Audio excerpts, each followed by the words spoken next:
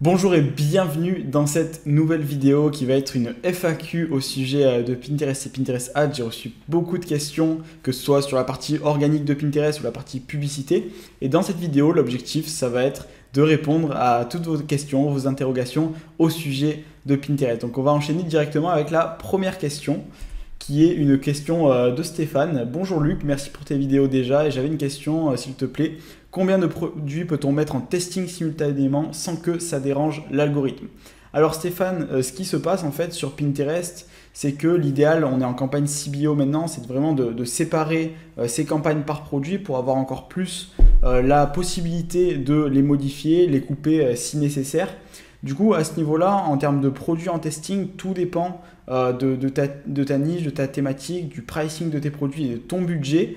Mais en général, moi j'aime bien séparer mes campagnes par produit afin d'analyser plus précisément quel produit fonctionne et s'il y a un produit qui ne fonctionne pas dans le lot, couper directement la campagne vu qu'on est en CBO maintenant. Après, tu peux faire des groupements de produits et d'en tester 2 à 3, mais il faut vraiment qu'ils soient dans la même thématique. La question suivante, c'est une question de Jérém. Si j'ai déjà des campagnes sans ads, c'est bien d'utiliser les meilleurs pour les lancer en pub ou plutôt en trouver d'autres ou les améliorer. Donc concernant ta question, Jérém, l'idéal en fait c'est vraiment, dès que tu arrives à en identifier qui fonctionnent bien en organique, de les booster. Après tout dépend si tes épingles sont bien ciblées en mode publicité, parce que si c'est pour rediriger vers une page qui ne convertit pas derrière, c'est pas du tout intéressant. Si c'est une épingle qui a pour but de convertir, dans cette situation, je te conseillerais vraiment de la lancer en publicité parce qu'elle est déjà validée par l'algorithme de Pinterest. Elle aura directement un bon CTR, donc c'est la meilleure solution pour avoir un testing réussi, c'est que ça soit déjà validé en organique à condition que ça redirige bien et ça amène de la conversion. C'est ça le plus important. Une question de Carmelo Iverson maintenant. On ne peut pas avoir plusieurs créas sous nos adsets comme sur Facebook. Alors si sur Pinterest, c'est exactement comme sur Facebook à ce niveau-là. Il y a le niveau de la campagne. Après, les ad groups. Donc les ad groups, c'est exactement comme les adsets sur Facebook. Et dans ces ad groups, on peut mettre différentes créas. Donc on peut mettre en minimum une seule créa, que ce soit une créa image ou vidéo. Et après, on peut monter donc à plusieurs dizaines si on le souhaite, mais c'est vraiment pas recommandé. L'idéal, nous, on essaye de ne pas dépasser les 4 images ou vidéos par ad set. C'est vraiment le plus important afin que le budget ne soit pas trop étalé, trop dispersé et ne pas perdre trop de performance. Donc voilà, après il y a cette possibilité de varier les créas entre les différents ad groups si tu veux en tester plus. Mais oui, c'est bien possible de mettre plusieurs créas sur Pinterest et c'est vraiment une fonctionnalité qu'il faut utiliser, de tester différentes créas parce que Pinterest c'est un moteur de recherche visuel, donc il est très fort pour détecter quelle créa va bien performer avec l'algorithme. On passe sur la partie organique et les questions que vous m'avez posées au niveau de la partie Pinterest organique, Pinterest SEO. Aurais-tu une recommandation pour le nombre de pins d'autres comptes à partager sur son compte et si ça peut se programmer sur Tailwind également?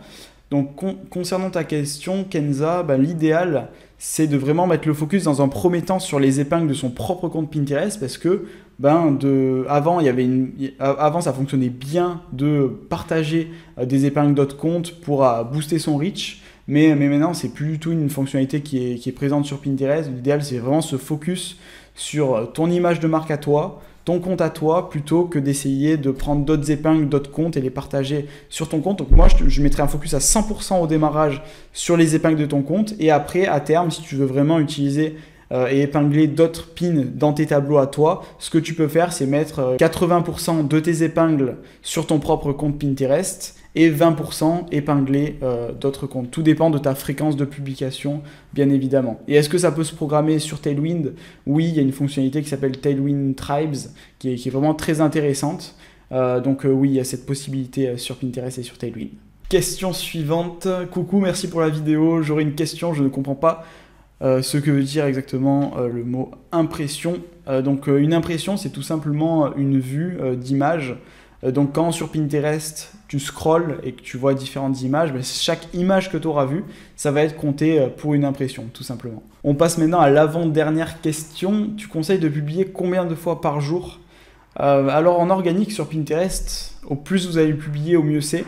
Mais voilà, comme j'ai dit précédemment, l'idéal c'est vraiment de publier ses propres images à soi et ne pas publier des images d'autrui. Ça sert à rien de publier 10 fois par jour, mais des images d'autres comptes Pinterest, ça va amener de la visibilité à vos concurrents, mais pas à vous forcément.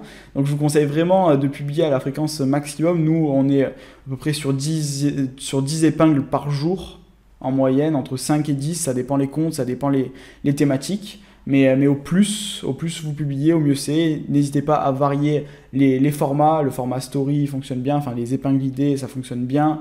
Et il y a différents formats, de mettre des images, des vidéos, et toujours bien optimisé pour l'organique. Donc voilà, il faut publier sur Pinterest de manière très régulière et utiliser Tailwind pour ça. C'est vraiment le logiciel qu'il vous faut pour publier à une bonne fréquence sur Pinterest. Maintenant, on passe à la dernière question qu'on me pose souvent sous mes vidéos en commentaire. Salut, on ne voit pas l'accès, le prix du programme. Donc je propose un programme de formation et d'accompagnement sur Pinterest et Pinterest Ads, partie publicité et partie organique. Mais je ne le mets pas à disposition à n'importe qui. C'est vraiment très important pour moi de faire les appels, que ce soit moi ou un membre de mon équipe, pour préfiltrer, parce qu'on ne prend pas tout le monde, on ne prend pas tous les profils. Du coup, il n'est pas disponible publiquement. Il faut d'abord regardez la vidéo en entier concernant la méthode BPO que je mets juste en dessous.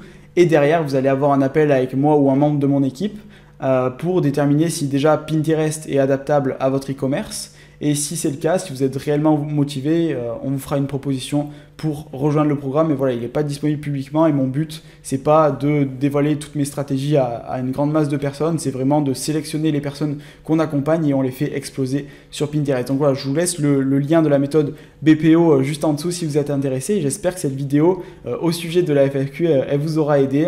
Et si vous avez des questions, n'hésitez pas à les poser en commentaire juste en dessous et j'hésiterai pas à refaire des vidéos FAQ comme celle-ci pour répondre à un maximum de questions. Donc voilà, on se dit à la prochaine dans une prochaine vidéo. C'était Luc. Ciao, ciao.